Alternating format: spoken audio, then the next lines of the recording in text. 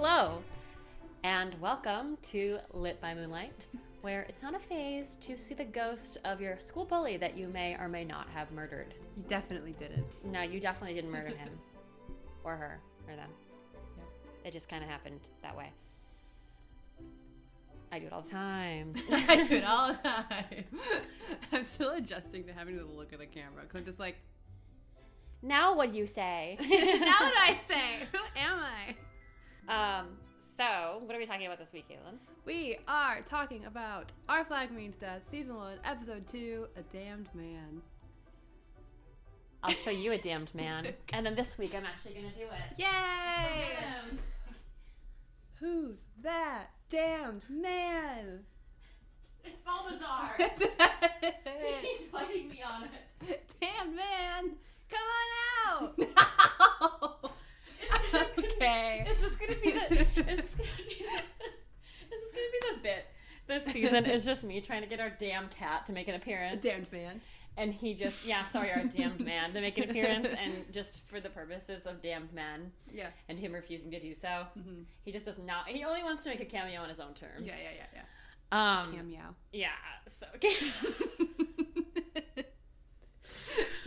And with that, it's over. The episode's over. We're leaving Bye, now. bye, That was the best joke in. that we could have come up with. Goodbye. Yeah, it just doesn't get any better than that. Sorry. So, who are you? I'm Caitlin, and I wish more people knew about Jared from McDonald's. Who are you? I'm Emberlyn, and I don't even think I introduced myself last time. I don't think you did either. I think we just kept going with it.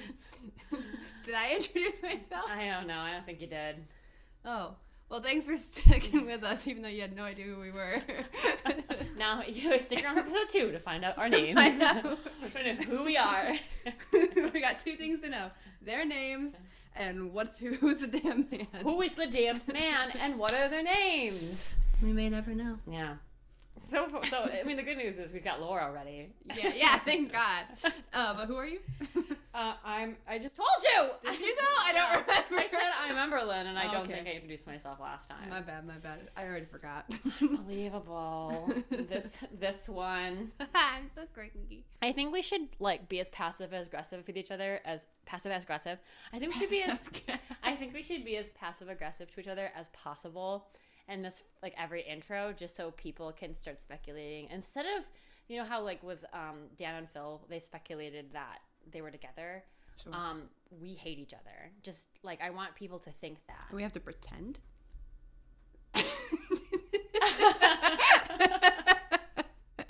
Just kidding. I love you. I think it's the most awkward shoulder pat. I'm like, I love you, pal. You're fine. You're cool. So, Caitlin, Yeah.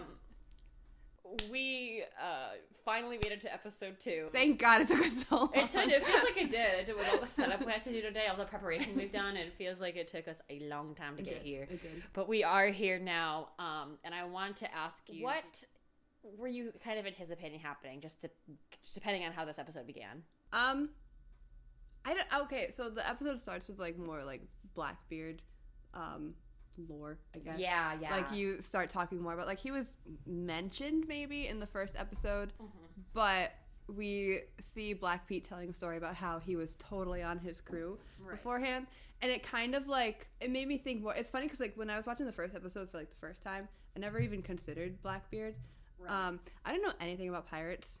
I definitely watched maybe a couple Pirates of the Caribbean movies, but when it comes to legit pirate knowledge, I don't know anything. I know Blackbeard was a person, but yeah.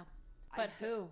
But who? I don't know. But who? My head wasn't even going there because I was just thinking to me this show was about pirates who didn't know how to be pirates. Yeah. So I wasn't even thinking about the idea of a big name pirate to be coming into the show. Yeah. So when that started the episode, I was like, oh, maybe we're gonna get maybe he'll be a part of this episode. Right. But as I still I really didn't know what to expect story wise. Right. At all. I was just kind of going with the flow. Right. With it. So my expectations were none. Right. I didn't have any. No I was expectations. I was literally just watching it and being like, this is a fun show. So far, so good. Yeah. Did you have like any idea where it would go? No, and I kind of like that we don't know who Blackbeard is right now. Yeah. Like, I feel like there's this mystery of like, okay, it seems like he might show up at some point and maybe be like a problem for them. Yeah. But what kind of problem, we were very naive about. Who would have known? Yeah. So I feel like, yeah, at this point, you get the sense that maybe, I don't think it's ever clear, but it maybe Black Pete worked with Blackbeard. Yeah. And like, he might be bullshitting, but it would also be kind of hilarious if he wasn't. I'm on the train that he was most for sure on Blackbeard's crew. Yeah. And I can't say that yet, but there's a reason why I think that later on, and it's a stupid reason, but stay tuned for that one. But I just think it would be really great for him to be validated in the fact that like everyone on the crew was just like, no, you didn't. Yeah. You're lying. And for Steed to be the only one who believed him because it seems naive on Steed's part, but right. in actuality, It's actually true. Yeah, it's actually like, told and you. it's actually maybe it's just like a extension of Steed's character to just believe people. Yeah. But also like maybe be right. And Yeah. To see the good in people from time to time, even though sometimes it screws him. I also thought that like until he said his name, I thought Izzy was Blackbeard. Yeah. And he showed up because he shows up with Ivan and Fang, and I'm just like, oh, that must be Blackbeard. Lots of leather. Had nothing to do with the fact that he didn't have like a black beard. Yeah. At all, but I was just like, oh, it must be him. Yeah. Yeah. So if you're still kind of like trying to piece together what happens in episode 2, the ship gets marooned on this island, and whilst there, Steve decides to make it a vacation for the crew. Right. And which is like so his nature, you know? Oh, like yeah. I like how last episode you juxtapose him to like a father figure. Yeah. I always think of him as like the fun manager at a corporate Yeah, office. that too. Yeah. Like, oh, take a vacation. Which, I mean, if there is any fun managers left at corporate offices, they might have all left during the pandemic. But they're like, bye. no. No, just the bad ones are left. But like, yeah, like I just kind of love that was his solution to the issue while they figure it out. Meanwhile, the hostages that they took from Nigel Badman's English warship have gone missing. They ran off while the crew was, quote unquote, on vacation. And in the process of that happening, they have to go get them back, and they end up going and finding indigenous people who are living on the land who have taken the hostages, and they get trapped in kind of like the hilarity of it all as well. And there's like this like kind of like back and forth about like colonialism, which is like really funny. And then ultimately, while this is all going on, Izzy, who is a Blackbeard's first mate, and some members of his crew are looking on the island for Steed, and ultimately find him, and some fuckery ensues. Woohoo! You good? You seem heated. Yeah, sorry about that. So, that's a big feeling. Was there like a moment in this episode that kind of hooked you? I think so. We just watched this, and I forgot how much I loved this episode so much. It's so funny. I feel like every other line is just a joke. Yeah, and like you don't realize it way. It is. I think the moment that really hooked me and like it just was making me fall in love with the show was when they're marooned on the island, and Steed is trying to push the big ship onto the water, and he's just like, please move. Buttons goes, well, looks like we're gonna have to start eating the crew at some point. And he's like, no, we have plenty of rations. He's like, for now. And just his commitment to like, we have to start eating each other, but it's gonna happen. He was manifesting that shit. And I'm looking forward to it. Yeah. Like, just the commitment of him being like, yeah. Unless. Just kidding. Unless. But so just that whole interaction was just so funny, and then just the crew being so confused about what a vacation was. Yeah. And I just like all of those little like interactions that they all had with each other. I feel like it really just showed again like that this is just kind of like a band of misfits. Yeah. That are all together. That they all somehow all came together, and they're just in it, and they're like trying to figure it all out together. So I really like that about that. Yeah. I liked that I like that bit of the episode too. This is definitely like a less serious episode in a lot of ways because every other line is a joke. That's one thing I noticed this episode is it's really funny. Like it's definitely really leans on humor to tell the story. And there are like a couple little like hints once again at like why Steed is the way he is, but you don't really. This episode's just kind of fun. Yeah, I think above all else. Did you have a favorite part? I really liked. Another thing that really got me like hooked on like how this show works and with its humor was so maybe it's not necessarily my favorite part of the episode, but when Olawande was talking with one of the indigenous people and like he's got a drink and he's living his best life and just like when he's like, oh yeah, I'll talk to the chief and you can just explain everything at your trial. And then they're like, the trial? He goes, oh yeah, I meant to tell you about that. So you're going to have this trial. Yeah. And it's just a formality. And he looks at the guy and he's like, no, it's not just a formality. It's not a formality. And just the way he like delivered that, I'm just like, this is so funny. It is. But I think one of my favorite parts really is when Lucius discovers that Jim is in a disguise. Yeah. Because it's so funny of just like Lucius just accidentally happening upon them, right? And their whole interaction of just like Jim immediately going to kill Lucius, right, so that he doesn't tell anybody. Yeah. But also just the fact that it makes me think of this Tumblr post I saw one time where they said, you know, if anyone, it's like, thank God Lucius is the one that found Jim's clothes on the rock, because if anyone else on the crew found this, they'd be like, oh no, Jim turned into a rock. Jim turned into a rock, no shit. Yeah. And it just made me laugh so hard.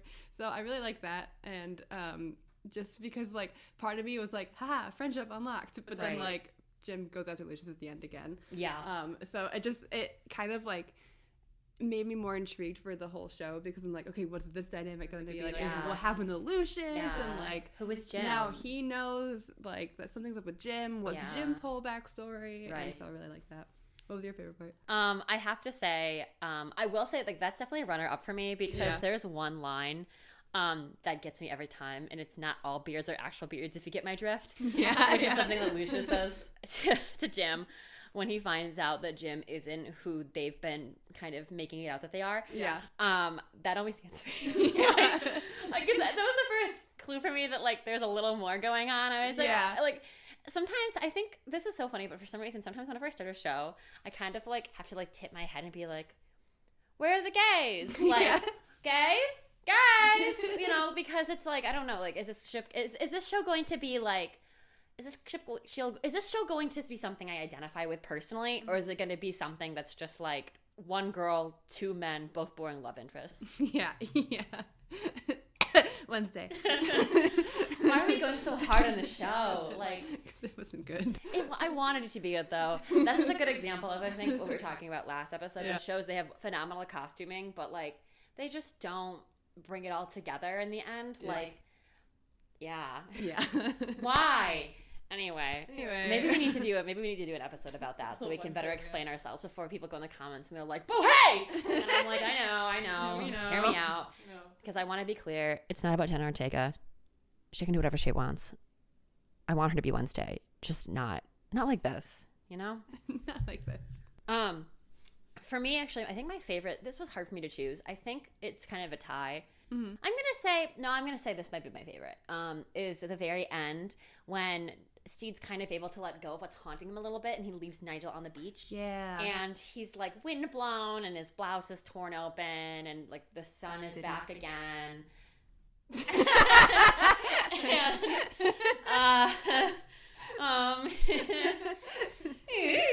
Keep going.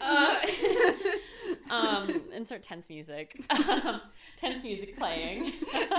We have the next episode ready to go up on the thing, on a TV, and I just keep looking at it going. So I like that a lot, because not only is it a beautiful scene, and once again, there's just like this incredible like attention to detail and artistry that goes into making each scene of this show look like a work of art. Yeah. So I remember that being maybe one of the moments when I first like felt not like like the moment that I might have fallen in love with Steed as a character. Really? Because not only do they kind of depict him in this like golden light and kind of make him look, I think, in such a way that like a lot of us who were watching it are kind of like, oh, like, okay, New Zealand man. But not. I also felt like it was like a good example of how like he does have capacity to become this person, and that's kind of like the first keynote of who he's going to become, this gentleman pirate. Yeah, and the fact that he in this episode had that whole like, we can call it a fuckery in that scene when he goes against like Izzy and he tricks them to get their hostages back. Right. I feel like that like shows that like he has it in him. Yeah, he does. He can do this, and he loved it. Yeah, it was a great time. Yeah, he thrived. He thrived. Honestly, he thrived. Yeah. Yeah. I think that's definitely another another key moment. And then honorable mention for when Izzy and Steed first confront each other in the woods. Yeah. And speaking of fuckeries, like that's a really fun moment for me in the show because it's like the first example of how like Steed is just this remarkable like, I don't want to say golden retriever because I think that term is getting exhausting for me to think about, but as someone who has like a viral TikTok that is wrapped around the golden retriever boyfriend. Yeah, and all of the men in the comments going, haha, I do that. I'm like, enough. You can't all be like that. Some of you have to punch holes in walls and watch and like actually literally play Roblox all day and get mad at your mom. Like you can't all be golden retriever boyfriends. Sorry, that got political. I got really angry, but like it just goes to show like the contrast between them. He's like this wonderful, sunshiny, like passionate person who is capable of fucking things up, in a fun way. Mm-hmm. And while Izzy is just kind of like, fuck. Yeah. to quote our friend Sam, every time she looks at Izzy, he's so stressed. Yeah, we watched it with her in August. She's like, every time he did something, every time he went through something, she'd go, he's so stressed. He is. And I think it's funny. It is. Did you have like, and I think we should talk about this more because there are a couple bangers in this. I don't know if you wrote any of them down, but did you have any favorite quotes from this episode? A few of them. Did you write them down? That's good. I did too. Okay. So one of them, comes from Badminton when he goes, little baby bonnet because little baby on a bad beach. The way he says it is really funny. And I say it's like one of those quotes that I say like all of the time, just because of one, the alliteration, two, just because of big bad beach. Big bad beach. It's so funny. I liked Roach saying, I'll just take them to the brink of death. I won't go all the way. Like he's having a grand old time. Like I think that's great. Buttons naming all the fish. Literally. That was the one that I was like, is that one of my favorite? I don't know. Yeah. Bet you I can name all the fish in the sea. Ready, go. Like, he has a special interest and I think it's cute. It is cute. My very favorite line. And again, shout out to our friend Sam because she made this a favorite of mine. It's when they're at the trial with the chief. And Steed sees Badminton's ghost again, and he's like, I probably had children. Like, you didn't think about that when you murdered me. And he just looks at Steed and he goes, they'll never see Papa again. They'll never see Papa again. And I think we quoted that so much. And I just think it's so funny because it's so dramatic, but it's just like, I don't know. It's like, it also shows that it's I feel like to me it's like really theatrical. Yeah. And because it's like all of Planet kind of in Steve's head. Yeah. This is happening. I feel like this is a lot about him. Yeah. About as like a theater kid that he is. Yeah. So it makes me laugh. I don't know. The guy who plays him is just, I don't know, the delivery is so good. It is. And I really liked it. It is. Also, this isn't a line, but when Badminton's ghost coughs up blood. Yes, in the very beginning. Yes. It's so funny. I don't know. It just gets me every time. It is because it's stupid. It's so stupid. Like he's just like, ha. Like that's me about this show, but like affectionately. It also, it's actually funny. It kind of reminds me of, and I can't believe I'm saying this because it feels like it's like kind of a cringe thing to say for me because it maybe sounds like I'm like just like a teenage boy. This reminds me of that episode of Family Guy, but it reminds me of like that early 2000s episodes of Family Guy where they all drink Ipecac and then they all just start vomiting all over the couch, and like at one point, like someone's like holding Brian's ears back, the dog. The ears. Yeah, it's so funny, and I don't know why. Like to this, it's something that like I don't know. I like to this day, my dad and I think about it like whenever somebody throws up, and we just laugh because it's like one of those. It's just so random, but it's funny. Sometimes vomiting is funny. Yeah. Like me, I think farting's a little slapstick. That's my unpopular opinion. Farting's a little slapstick, but vomiting's like hilarious. I like when you do it right. Yeah. Yeah. That's why you know. That's why that coughing up of the blood was so funny to me, because just the way he just like he's a ghost. Like he shouldn't be able to do it, but then just him going. Yeah. Yeah, I like that. It was unnecessary. Perfect. They'll never see Papa again was one of my favorite lines too. Yeah. Like I will be dying and thinking about that still. Two lying in bed at night, just laughing about it. Never see Papa again. For me, two others that have gone unmentioned yet are when the chief is talking about them in the trial, and he regarding Steve, he goes, he's clearly very unwell. Because his Steed like almost crying again. And it's like my favorite because I love that. Unwell is a word I use as an adjective all the time to describe myself. I'm always just like, I'm unwell. I'm unwell. Very unwell. It's never, I don't feel good. It's never, oh, like I don't feel very great today. It's always, I'm unwell. And it just sounds better. And then the other one is when Steed, Black Pete, and Alawande are in the woods, and Steed goes, okay, here's the plan. Yeah, like waiting for it to come to him. Yeah, that's a good one. That's a good spoof. Like, here's the plan. Pauses. Oop, I don't have one. I just like, shh, it's coming. So, did you have any like standout characters in this episode? Yeah. So one of them we kind of already talked about was Buttons, just because of like you got to learn more about him, and like to me, Buttons is one of the more like intriguing characters because he seems the most piratey of them all. Yeah. Like in the first episode, like all of them are doing crafts, but you see Buttons in the background doing actual work. Right. Buttons seems to be the only one who like he might like I don't know. I think he respects Steed enough. He respects Steed, but like he is a legit first mate. Like he'll tell him, like he tells him about the mutiny. Yeah. He actually does everything that he needs to do except for steering the ship during story time because that kind of ran aground. But like he's just the most intriguing to me because it's just like, where did he come from? Yeah. What's his story? And also he has cannibalistic tendencies, which I think is so funny. Right. And he also just has an obsession with the ocean, and there's just more about his character that we slowly get to learn later on in the series. But like, this episode made me more intrigued about him. Right. And how funny that he can be.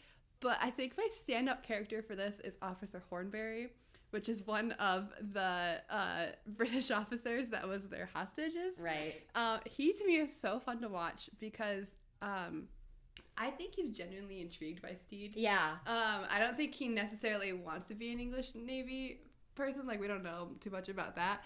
But like when they first see that their hostages were taken by the indigenous people and they're in their own cage, like the one guy just like flips them off, but then Hornberry's like, like very shy, like hi. And then in the scene when I never noticed it until now, but in the scene where Steed first confronts Izzy, and I can't remember exactly what was said, but like Hornberry's face in the background is just like looking at Steed, and he's looking at Steed like I need to take, like, I need to be with you, but then Izzy turns back to him and he goes, no I don't. Like, he's very clearly like would rather be with Steed, right? And like not saying that he's like not a bad person, but I just think he's funny, and he's just fun to watch, like see him like he's literally taken hostage, but he seems to like have a liking towards Steed, which is funny to me. Noteworthy. For sure. I was going to say those were actually mine as well. Like Buttons, I think just on my first watch of this show, Buttons was my favorite character. And like even now I'm just like love because he gives me like Willie the Groundskeeper vibes from The Simpsons in like the best way. And I feel like, I don't know, the scene where he starts naming off the fish, and meanwhile, like, there's explosions going on in the background, and it's just like... He doesn't even flinch. Yes, like, going through all of this. It kills me. It kills me. Yeah. And then, yeah, like, I think that I love that there's a certain fondness that develops. Like, there's a certain Stockholm syndrome that Officer Hornberry is starting to develop towards Steed. That was hilarious. Another person I want to give a shout out to in this episode, just because of their range, is Lucius, because I think every time Nathan Foad screams, I can't help but laugh. Oh my god, it's so funny. He just really brings it. Like, I love him. I think he's truly talented. Yeah, I don't think I mentioned it in the last episode, but when in the first episode when they're all around at dinner and the rest of the crew is like all ready to like attack the British people, and then like Lucius passes out at one point, and then you see Black Pete next to him like pull a gun, and then he just looks at it and just goes, ah! He gets cut off so perfectly. It's so good. It makes me laugh every time. One of my favorite things about this episode is just the continued like backstory that you learn about Steed, and again that continued to make me like treat this show a little bit more seriously. Like when Badminton first showed up as like a ghost, I was just like, oh, okay, so this isn't just about the silly pirates. This is like something's going on with Steed, like mentally, and like he's clearly haunted by this, and though there's more to him, so that like showed like that intrigued me more. And then you see him a little bit more of him leaving his family, so, and then the whole conversation that Steed had with basically a therapist, and talking about like all this guilt that he holds, and like it made me think about how like, okay, so he does feel guilt for leaving his family, but we still don't know why he left his family. So that was really interesting to me. Also, this episode dove more into Jim and Oluwande and their relationship, and I thought it was like, I love them. And so when Oluwande is just like, oh, like I can't leave because I have someone on the ship, and he's like, it's just my friend, and I'm just like, no, it's not. There's more. I think what I like most about this episode, from the perspective of someone who hasn't watched it before, is like, that's who you think like the relationship is. Like, it's not the only relationship. What we learn later, but like, I like that that's what you think. Like, there's always kind of like a lead in the second or third episode of a show where you kind of learn who like the main ship might be, the will they won't they might be.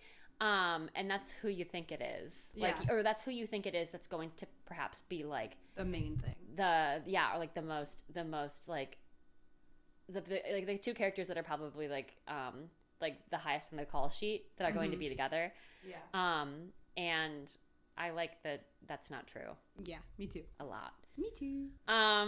Which is a really underscored way for me to say what I really like to say. And that's Can I quote you on that one? You sure can. See that later in the New York Times. You're gonna like, can you submit an opinion piece, and it's just like you interviewing me, and like everything is just, every single question you ask me is just me having an agonizing scream.